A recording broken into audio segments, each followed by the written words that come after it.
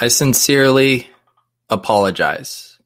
I do really apologize. Last week, people said, we don't like it when you win. We don't like it when you're happy. We like it when you do these reviews and you're depressed and you're sad and you're beating yourself up over bad plays because you did too much galaxy braining. I have bad news, guys. I have really bad news. I won $10,000 yesterday, and the deposit king might just be fully dead. Fully dead. There's now $15,726.89 in my DraftKings account. This is uncharted territory. There are far too many digits in my DraftKings balance. I have two options. Either the deposit king is just fully dead right after I had t-shirts made. Those are on the way. Deposit king t-shirts. But we won. Here's the thing though, guys. We actually have a bit of a controversy. Everyone knows about my bankroll challenge spreadsheet. The $10,000 win was not in the SPY I was doing for the bankroll challenge. And having done randomizer streams where I go against the rules, the chat gets very upset at me. And so I just need to be completely above board.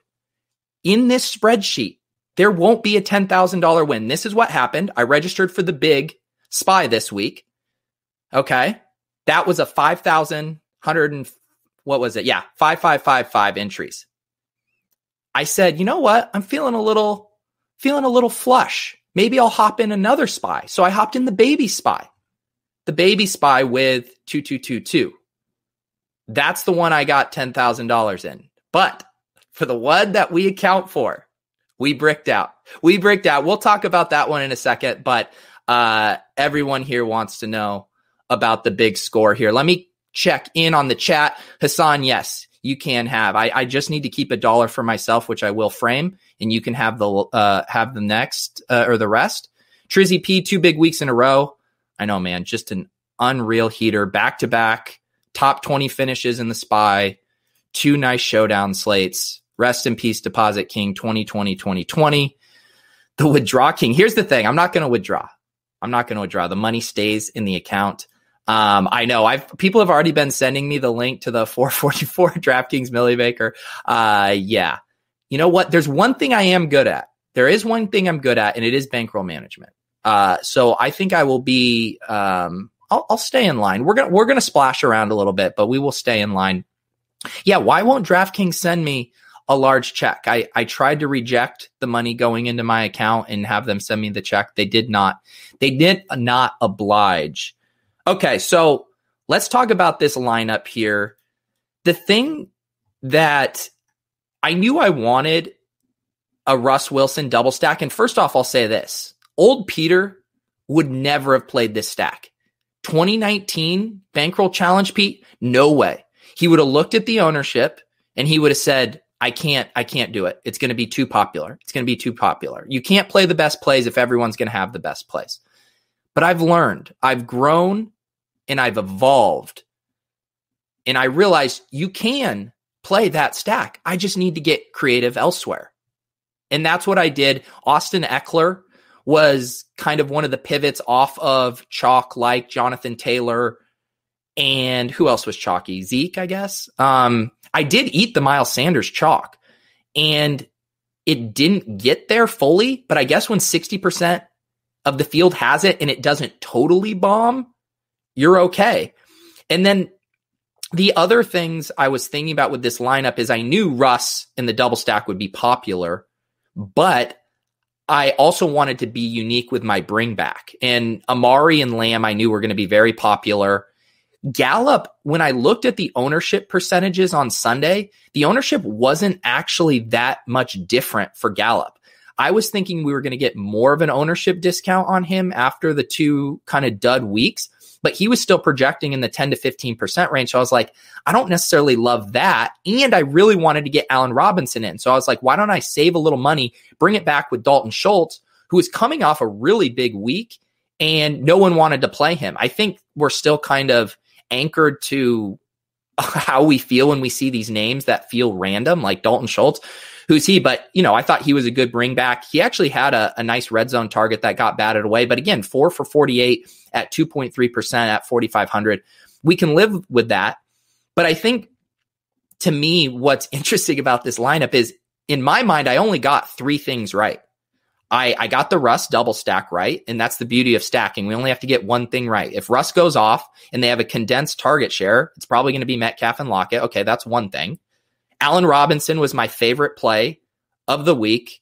I mentioned it on the Line Movement show in the morning. He felt very similar to Terry McLaurin to me last week, basically a low-owned guy. He ended up coming in at 20%, which was higher than what he was projected earlier in the week. I believe it was the defensive back who was scratched for the Cowboys, ended up probably pushing more ownership onto him late on Sunday. That said, his combination of target floor, he had 9 targets back-to-back weeks, this game environment against the Falcons, he was like a must play for me. He was in both of my lineups.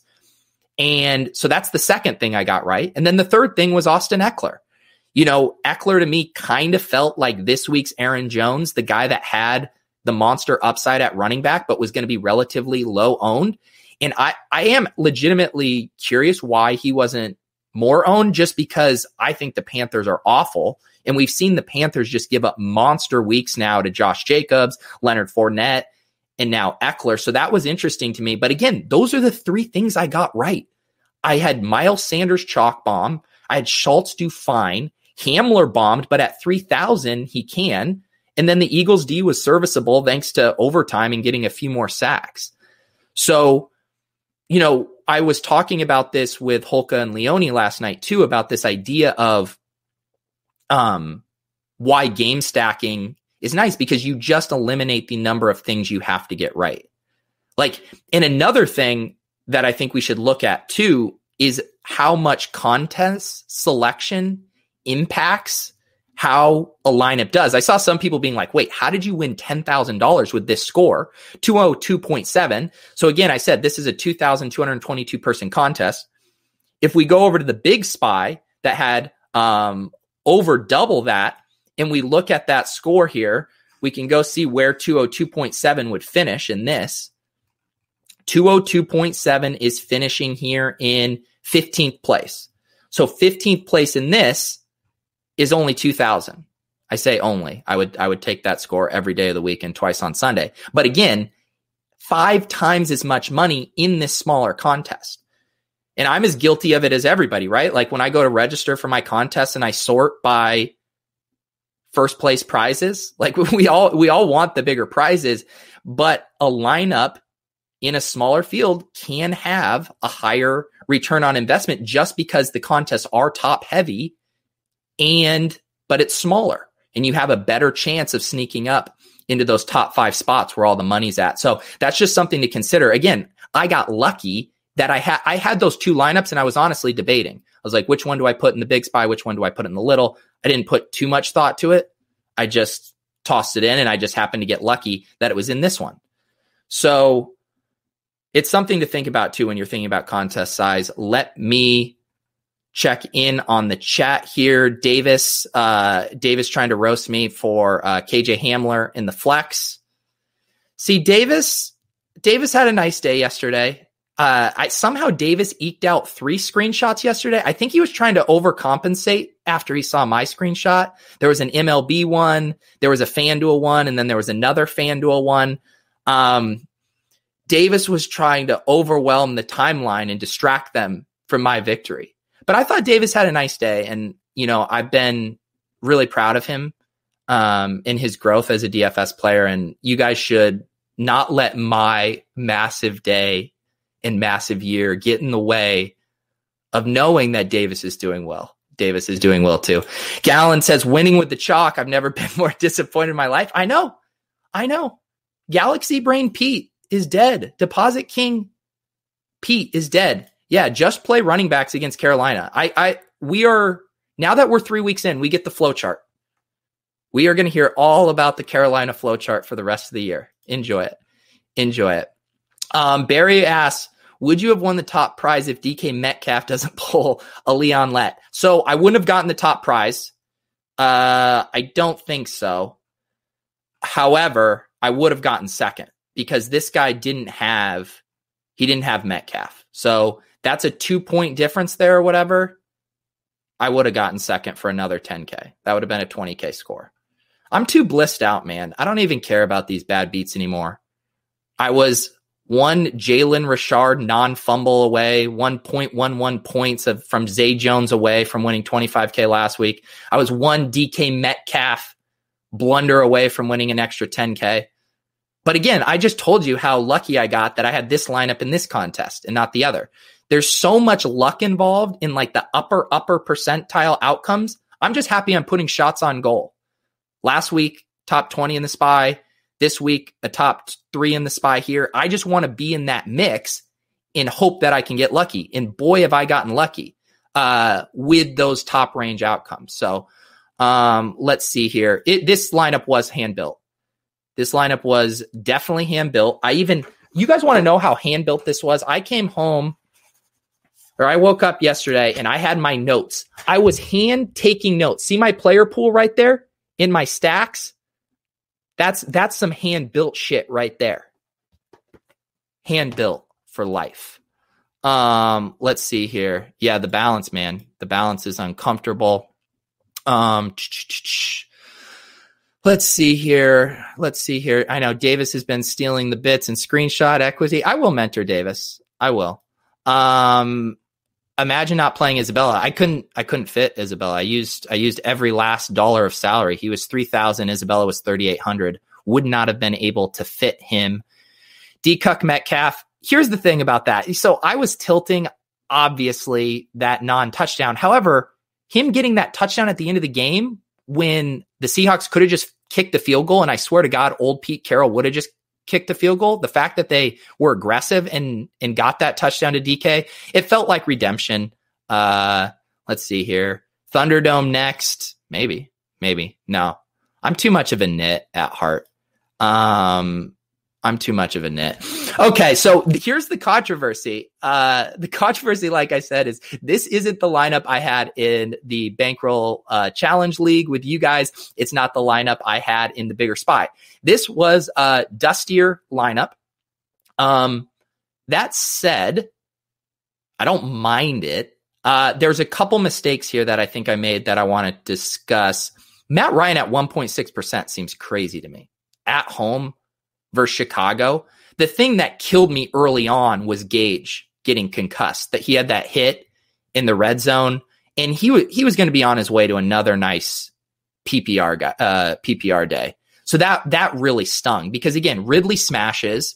I guess smash might be a little overzealous. He didn't get in the box, but he's just been rock solid. And then Allen Robinson, like I said, was the guy I wanted to get in everywhere yesterday. And I wasn't going to stack up Trubisky, and I didn't like the other stacking options. I guess Jimmy Graham ended up being the play there, but I wasn't going to get that gross. So this was just another double stack here that was going to be pretty low owned, bring it back with A-Rob. And then I decided to kind of try to leverage all the Russ Wilson lineups with Carson. That didn't work out. CeeDee Lamb didn't work out. I do think my mistake here is playing CeeDee Lamb because, well, I don't know. I think I could go either way on it. I feel like if you're playing the chalkier guy as a one-off from a game, that's not sharp, because if Lamb goes off, it means that the Dak with Lamb game stacks are probably going to always be ahead of me, even if my Falcon stuff hits. So I think I probably should have done Gallup here, but I did like the mini correlation of Carson with Lamb, and it fit well here. I mean, Sanders, I guess I'm just not going to beat myself up over too much. That was just such a gross game. If you would have told me he was going to be 60% owned, I am probably getting off of him. But at 6,000, his role, he's probably going to be in the air yards by low model this week. He was getting so many targets downfield. Let's see here. Davis, thoughts? With some QBs accounting for so many points, bad to fade the under 55 totals that they're in. Yeah, I was wrestling with this too. And that was my thought of like, how can, if those games don't shoot out and you don't have them, what are the ways to win? And in this lineup, I was like, okay, Carson, gets it done on the ground, and maybe CeeDee Lamb just has a really nice PPR day. So I saw paths for that winning, but the reason I was talking with Leone about Matt Ryan before, and he wasn't too excited about him just because you don't have the rushing equity that these guys like Dak and Russ and Josh Allen and Cam are giving you. But as pass happy as they've been, I just like the idea of that double stack that was really affordable at that price. So I don't mind the stack at all at the ownership. It just didn't work out here. I'm sort of thinking the Ben, Ryan, Brees, Stafford tier is just not good anymore. I do think to that point, like you don't want to single stack those guys. I mean, the Matt Ryan double stack is just so easy because with Julio out, you're locking in Ridley and then you're deciding between Hurst and Gage. And I honestly think I just ran bad with Gage getting injured there. I mean, wasn't that in the first quarter he got injured? He was at 5 points already. He was going to have a nice PPR day. All right, let me check in on Ryan Hodge. Yeah, why haven't we done a show together, man? Let's do it. I got to check in on the RotoGrinders YouTube chat. Would you sell Gurley, and what level wide receiver should I get? Silver Badger, I don't know if this is the buy low season long thing, but you had me at sell Gurley. Yes, I would have never drafted Gurley. I would never have Gurley, but if I did, I would sell him. I'm definitely embracing Josh Allen, man. He seems like a guy you need to have every single week. It's just the upside is insane with the rushing floor. Diggs is top 5 wide receiver in the NFL. What does Drew say here? I think Ryan's ownership percentage is very nice, and 1 week is a small sample to say it's not a good play. Yeah, I think both things can be right. I think it is, in a macro sense, like Davis said, smart to steer away from some of these quarterbacks who don't have the upside in these game environments. But we've also seen, like, week 1, it's the Rodgers double stack against the Vikings that ends up yielding a Millie Maker winner.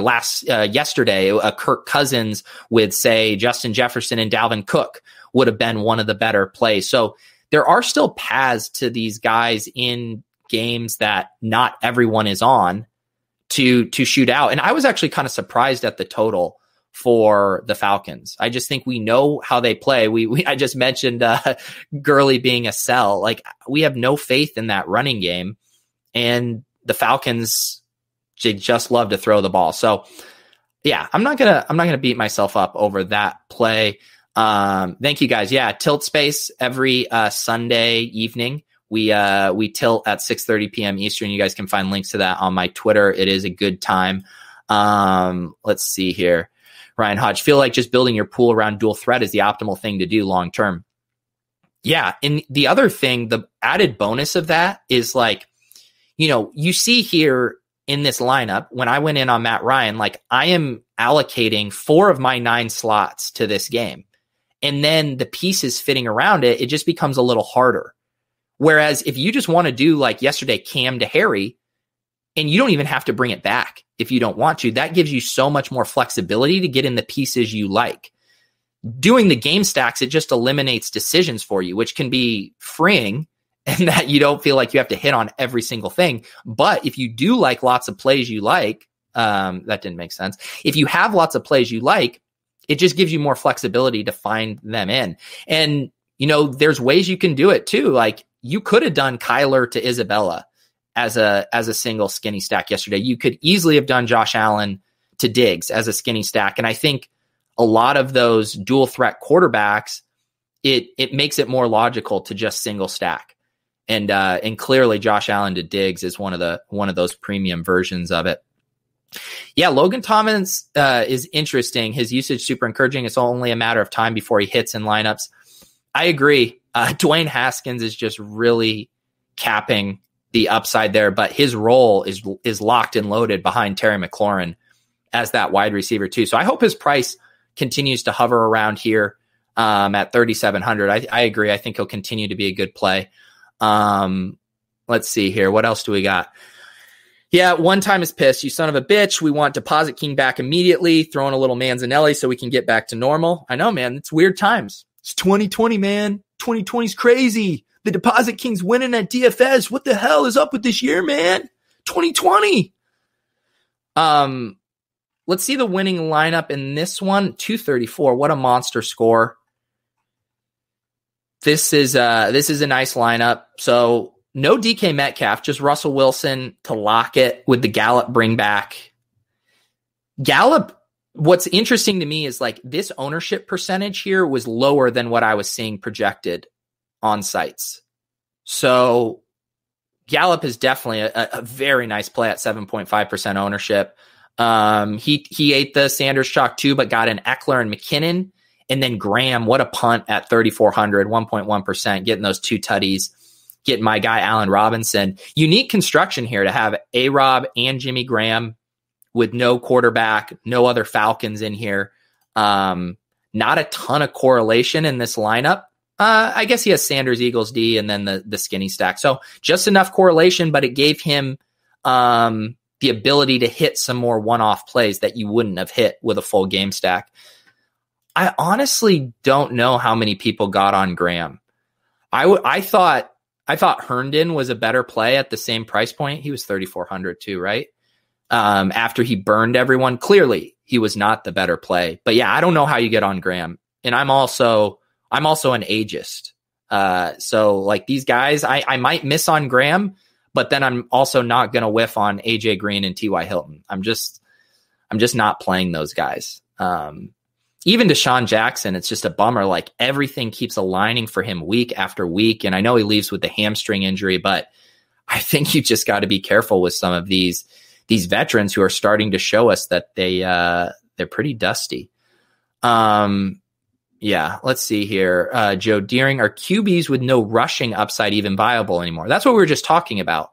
I think to me, the exceptions would be, and of course I'm going to make exceptions for my lineup. This is the one that it's the same lineup in the Bankroll Challenge League, but I think if it has a condensed target share on a team that throws a ton and it's going to be low owned, those are exceptions I'm willing to make. But I do agree in principle that they aren't as viable anymore. But again, we're trying to nail top 1 percentile outcomes, and hitting on a low owned double stack is a really nice way to do it. And again, I just don't think anyone's going to disagree that the Falcons' MO is going to be to chuck the ball nonstop. And they just had a rough game yesterday. Let's see here. Falcons' new tight end flowchart D. I guess I didn't even realize that. Who else have they given up touchdowns to? I can't remember. Who are you taking on the Monday Night Football Showdown slate? I haven't done my research yet. I haven't done it yet. I mean, going to be lots of chalky options. So, I don't know. Maybe Sammy Watkins, even though he's out of the concussion protocol, maybe that kink in his neck is still giving him issues. Maybe it's Mecole Hardman time. Maybe. Boy, would I like it to be Mecole Hardman time. I'm legally not obligated to talk about my Mecole Hardman best ball shares, but God, it would be nice if it was Mecole Hardman time. Sleepy Joe says no rushing QB, no dice. It's true. Schultz. Oh yeah, that's who the Falcons gave up to. Yeah. I mean, the thing is I'm sure Davis would agree as well. I mean, the flowchart stuff is incredibly noisy as far as how it pertains to specific positions, but I think the point stands. We should be targeting skill position players against the Falcons. Regardless of if they're wide receiver or tight end or whatever. They're just a bad defense that throws a lot, pushes the pace in games, and results in a lot of fantasy points here. Here we go. Checking in on the YouTube over at RotoGrinders chat. Dylan, anyone have Pete's Twitter? I got Pete's Twitter, man. I'll drop it in here for you, dude. At Peter Overzet. Smash the follow button. Yeah, I agree with Tube Socks. Falcons give it up to every position. That stuff is like, it's fun. Trust me, like the flowchart stuff is fun. The little positional grids that have some guys in green, like, oh my God, the Panthers to RB2s give up more than 200 percentage points over expectation. This is a 3-week sample size. It's incredibly noisy. I think it's okay to want to target defenses on a whole, But if you're getting that granular on it, I think you're overthinking it. And you shouldn't be just jamming in a positional play because of how a team has fared against a position week over week. Not to mention that kind of narrative is also going to lead to higher ownership. Once the flow chart is established, like if we want to push this agenda that the Falcons are awful against tight ends, and we push that agenda, who are the Falcons playing next week? Let's see if we can move some ownership with a fake narrative that we don't actually believe in. Okay, they are playing the Packers next week. Robert Tonyan? Is it Robert Tonyan's season? I guess it's going to be Monday night, so it won't affect the main slate ownership. But I think I want to start everybody, anyone who's catching passes against the Falcons. And I'm not going to discriminate and say Robert Tonyan is going to have a better game than Alan Lazard because of what Jimmy Graham did last week. Maybe I'm an idiot. Maybe I need to come to Jesus on the flowchart philosophy. Yeah. Let's see here. We should update the spreadsheet. That is one of kind of the rituals that we do here. And imagine how fun it would have been if I could put a $10,000 win here, but I can't. I do not need a controversy on my hands. First, we had people like Davis coming after me saying that I might have used, God forbid, an optimizer for my showdown lineups. And now if I were to sneak a $10,000 win onto my spreadsheet, even if it wasn't technically the right SPY, I can't do that in good faith. I absolutely cannot do that. I am going to check in on the listener league in a second. Speaking of listener league, I did make the league for this week. If you guys want to hop into it, let's see how many people we got. I did make it 150 this week. We are making it bigger. Wow.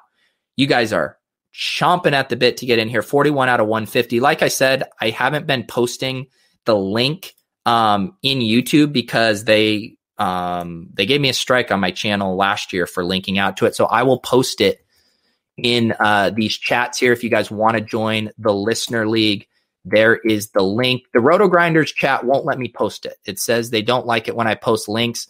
So you guys can hit me up for it on Twitter if you guys want to play. I'm trying to do too many things right now. What am I doing? I want to input this SPY team. This one stinks, right? This sucks. 120.02. Just think how fun this would have been. How much fun that would have been to put in a $10,000 win into the bankroll challenge. But we continue to fight. We needed drama. Rank 4241. That stinks.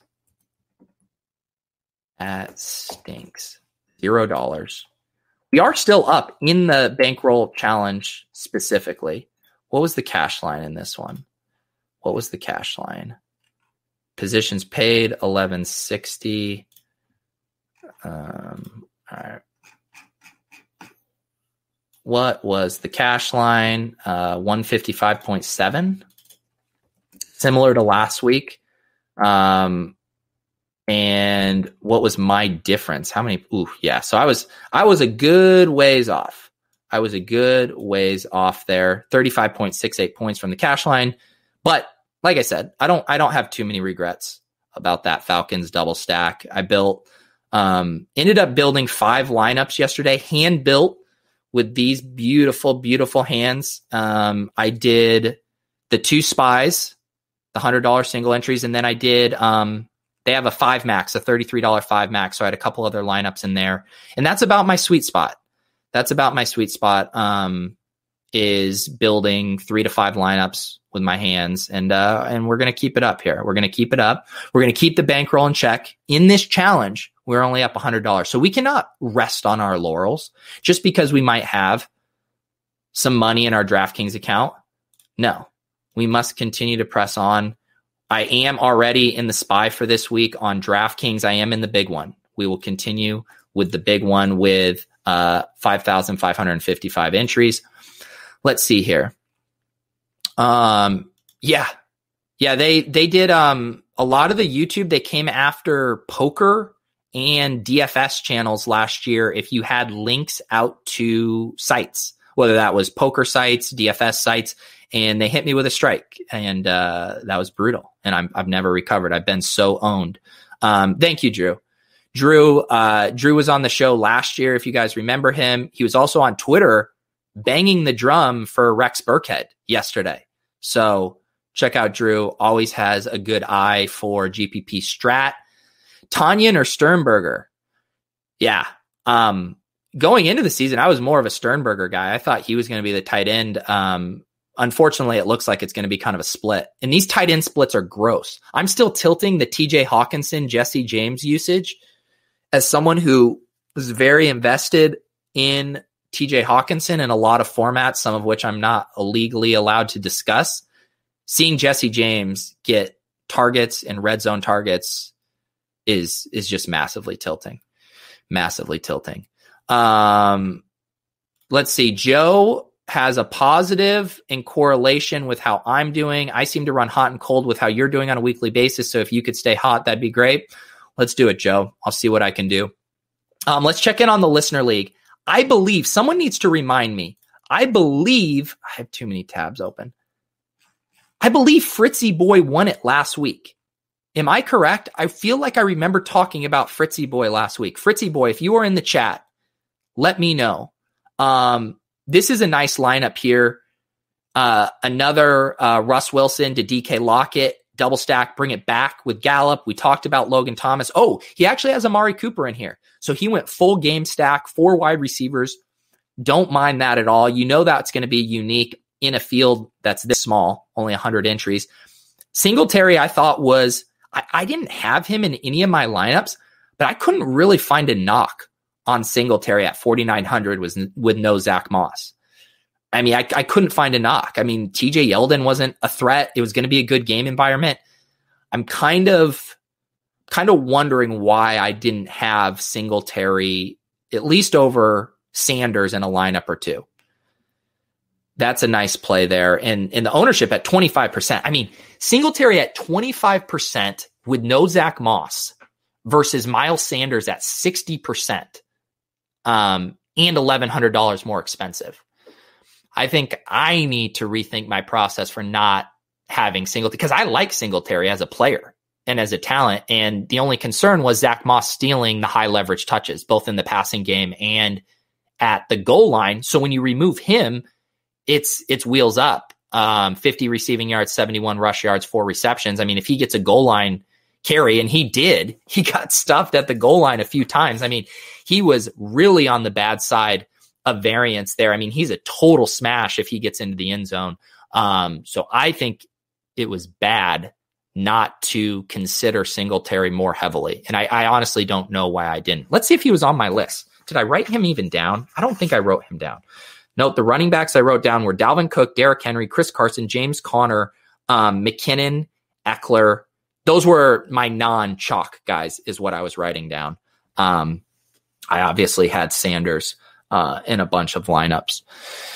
Let's see here. We'll get Drew back on. Every Friday at noon Eastern, I do a bankroll build show with a savvy tournament player. Week 1, we had Drew Dinkmeyer on. Week 2, we had Chop on. I haven't booked a guest yet for week 3, but I will say that is all I do is I ask questions that I want to know.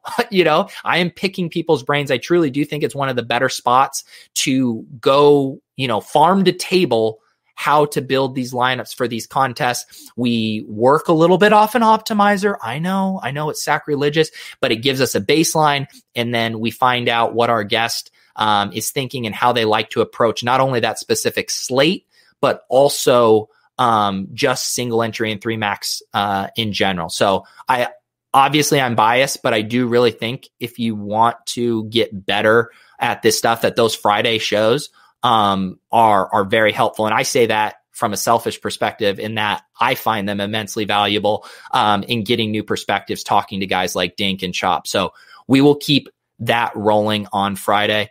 Thank you, Davis. Davis liked the show with Chop. And what's also fun is getting the variety of styles. Like Dink and Chop are 2 very different players. They have different styles, and yet they can both have winning approaches in different ways. So it's fun to kind of explore that and then see which things you want to pull for yourself. Here we go. This is a good point too. I mean, I thought Mike Davis, I was a little scared about Mike Davis. My non-hindsight bias take was that Mike Davis had a high floor because I did think he was going to catch passes. But I didn't think he necessarily had the ceiling, but they pretty much just plugged him right into the Christian McCaffrey role, which sounds crazy, but that's what they did. And he was a very nice play as well. So, I like McKinnon as a talent, but at that range, I think he was a little bit more of a trap as far as what we could realistically expect for his workload. But man, yeah, Singletary and Mike Davis were just good plays. And it's another example of how kind of the narratives and the chalk funnel us to the specific constructions each week, right? Like there are weeks where Singletary would have been mega chalk, or even Mike Davis would have been mega chalk in the same way Boston Scott was mega chalk week 1 without Miles Sanders. And so those end up being really good plays where you're like, okay, if this thing didn't happen, if everyone didn't want to play Miles Sanders and Jonathan Taylor, they would all be playing one of Singletary or Mike Davis. That's not happening because of the other chalk. That makes those really good plays. The play itself in a vacuum has not changed. Only the ownership has. So I agree with you. I think Mike Davis and Singletary should have gotten much more consideration, especially in a week where we wanted to pay up for some of these more expensive wide receivers in these games. All of those wide receivers in the Dallas-Seattle game were great plays. Ridley and Allen Robinson were great plays. So those cheaper running backs allowed you to do it, and not a huge opportunity cost there as well, relative to the amount of touches you could project them to. Was Kelly a donkey play? I thought he was a good play. And again, I didn't end up getting him in any of my lineups, basically because of that opportunity cost thing. I thought his projection was a little more fragile, and his production to date seems to be a little bit more noisy as far as the amount of carries he was getting week to week has kind of ping-ponged around. But the reason I like the play is because, again, I think the Panthers are really bad. And I thought both him and Eckler could have really nice days, but Eckler was always going to have the higher floor and ceiling just based on how they're using him.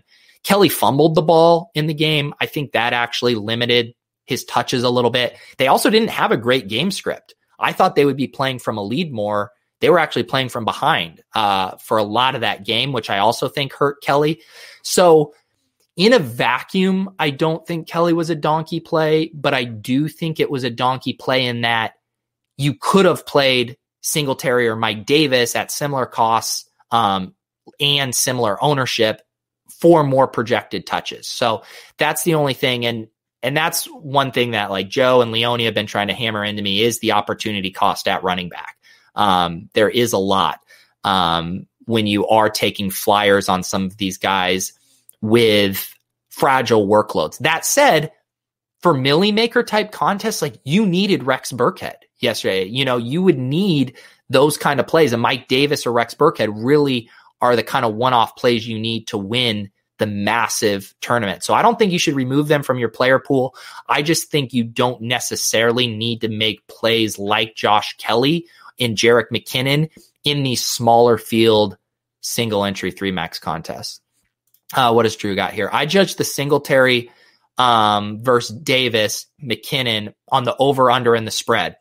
Yeah, that's a good way to do it too. If we think that these guys are relatively similar plays, using those things as tiebreakers, the ownership and the game environment as well. Singletary, really nice game environment there, since everyone expected the Bills to score a lot of points here.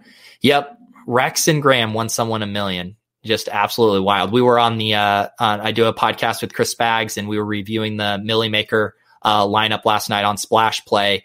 And again, this is if you go look at the winning Millie Maker lineups versus the winning lineup from, the Spy, one thing you won't generally see the massive game stack, because you have to be individually right at every single position. And it's like, it's a total mind bender to be like, how do I end up with Rex Burkhead and Jimmy Graham in the same lineup? But that's what it takes to win $1 million. Whereas you don't need to do that in these fields. Again, I finished third for $10,000 getting 3 things right. Seahawks double stack, Allen Robinson, and Eckler. Literally only I had to get 3 things right. In the Millie Maker, 3 things right doesn't fly. You need what? 7 or 8 things right out of 9. John Brandon over here on the RotoGrinders chat. Congrats, Pete. Thank you, guys. Tube Socks. Did you consider Connor or Henry over Eckler? Both low owned. Both those guys were on my note. I did. Eckler, though, I believe was much cheaper than both of them at $6,800. This lineup, I believe, used all of the cap. Oh, $100 here, thanks to the RotoGrinders extension. I had $100 left over. So I liked those plays. I thought Henry, I thought Dalvin Cook, I thought Connor were all good plays. These bell cow backs that aren't catching as much ownership for whatever reason. But Eckler was the one that fit. And I love me some running backs who are going to reliably catch passes. Austin Eckler was going to be relevant to this game plan no matter what happened, even with Carolina winning here. I am on a little bit of a hot streak with that. Terry McLaurin was my week 1 guy. A-Rob last week. And honestly, there's a theme there, right? It's these stud wide receivers who are on bad teams. And I think people get scared of bad quarterback play. And I do think it's a real concern, but how I think about it is bad quarterback play is generally more bad for the offense on the whole and the ancillary options. We were just talking about Logan Thomas. Like Dwayne Haskins can support Terry McLaurin, even if he's not having a good game, but he's probably not going to be able to support both of them. Same with Mitch Trubisky or Nick Foles. Like he's probably not going to be able to support, 2 or 3 wide receivers, but even in a bad game, if these guys who aren't, here we go, film watcher take, the quarterbacks that can actually go through their projections, they're the ones that snap and just lock into their wide receiver. Like imagine the DeAndre Hopkins days when he had the scrub quarterbacks thrown to him, and it's just like one read you're throwing to DeAndre. That's what these guys are. And I guess my takeaway is that these stud wide receivers who we can project for 8 to 10 targets that are low owned, I think are smash plays. And we'll continue to try to hunt for those guys as well.